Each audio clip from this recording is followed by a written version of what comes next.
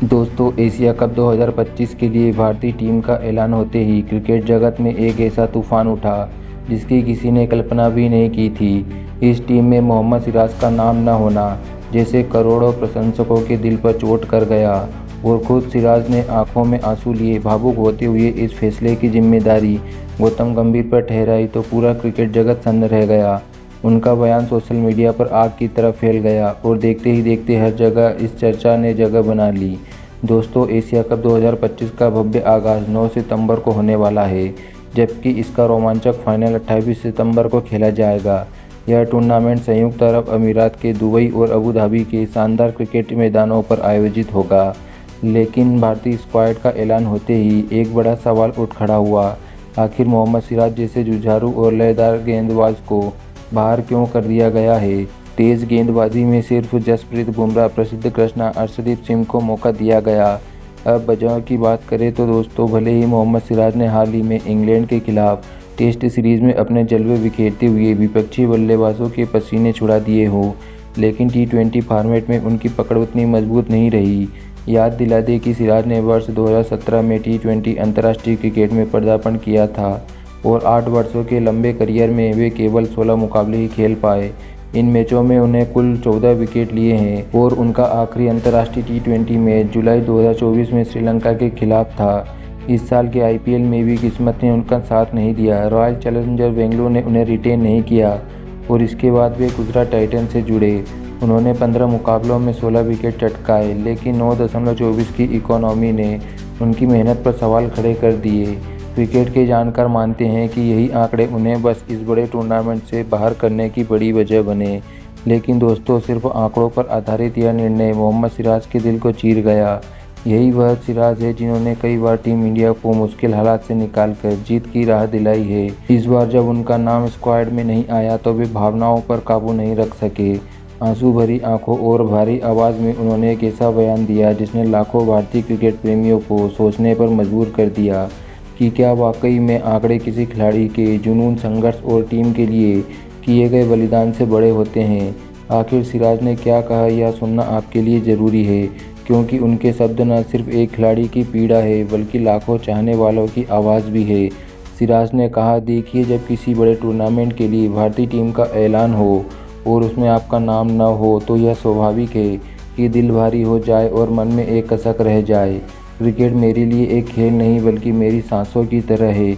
मैं हर मैच, हर गेंद, हर ओवर में अपनी पूरी जान लगा देता हूँ, क्योंकि मेरे लिए नीली जर्सी पहनना सिर्फ गर्व की बात नहीं बल्कि जिम्मेदारी भी है। और जब इतनी मेहनत और लगन के बाद भी आपका नाम पर चयन की मोहर ना लगे तो यह दुख किसी खिलाड़ी के लिए सहज महसूस करने वाली बात नहीं होती। मैं यह बात खुले दिल से कह रहा हूँ कि इस समय मैं अपनी करियर की बेहतरीन फॉर्म में हूँ। अपने इंग्लैंड की सरजमी पर मेरा प्रदर्शन देखा था। बुमराह भाई की गैर मौजूदगी में पूरी गेंदबाजी की जिम्मेदारी मेरे कंधों पर आ गई थी। ऐसे वक्त में दबाव में हर ओर से था। एक एक ओवर पूरी ईमानदारी से मैंने फेंका, मैदान पर हर बॉल पर अपना 100% दिया। मेरे दिमाग में सिर्फ एक ही बात थी, चाहे थकान हो, दर्द हो या हालात कितने ही मुश्किल क्यों न हो, भारत को जीत दिलानी है। और भगवान की उस कृपा के दौर में मैंने वैसा ही किया। मैदान पर मेरा हर जज्बा, हर कोशिश सिर्फ तिरंगे के लिए थी। क्रिकेट में आंकड़े अपनी जगह मायने रखते हैं, लेकिन मेरा दिल से कहना चाहता हूँ कि आंकड़ों से बढ़कर खिलाड़ी का जज्बा, उनका आत्मविश्वास, उनके वर्तमान फॉर्म होती है।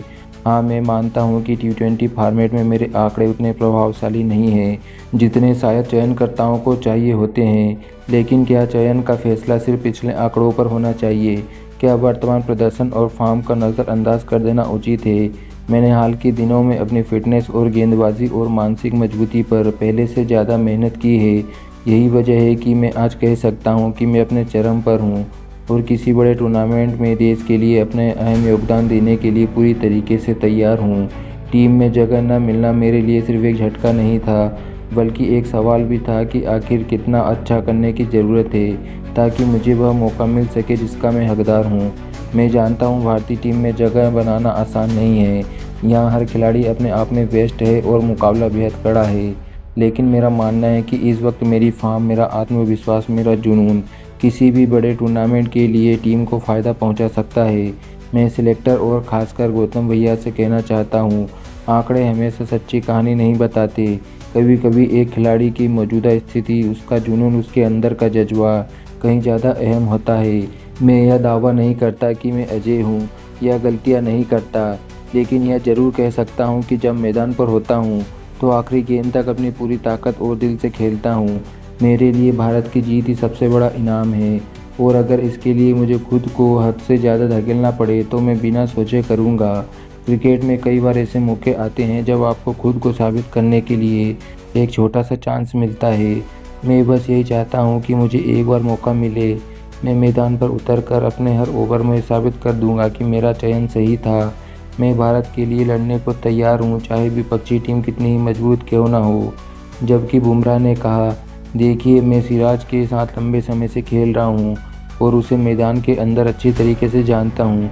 जब सिराज अपनी लय में होता है तो फिर सामने कोई सी भी बल्लेबाज क्यों ना हो, उसके लिए टिकना बेहद मुश्किल हो जाता है। उसकी गेंदबाजी में वह आक्रामकता और सटीकता है जो बड़े से बड़े मैच में फ़र्क पैदा कर सकती है। मैं यह मानता हूँ कि सिर्फ आंकड़ों के आधार पर किसी खिलाड़ी का चयन करना यह सही तरीका नहीं है। क्रिकेट में कई बार आंकड़े पूरी तस्वीर नहीं बताते। खिलाड़ी की मौजूदा फॉर्म और आत्मविश्वास भी उसमें अहम होता है।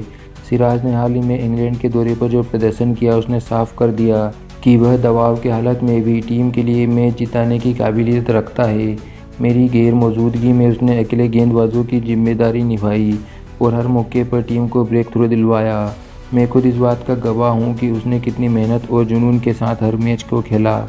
मेरी गौतम भाई से और चयनकर्ताओं से इतनी गुजारिश है, सिराज को मौका दीजिए। मुझे पूरा भरोसा है कि वह एक बार फिर भारत को गौरव दिलाने में अहम योगदान देगा। लेकिन दोस्तों, आप सभी को क्या लगता है, क्या एशिया कप में सिराज को मौका मिलना चाहिए या नहीं? कमेंट बॉक्स में अपनी राय ज़रूर दें और ऐसे ही नए नए वीडियोज़ के लिए हमारे चैनल को ज़रूर सब्सक्राइब करें।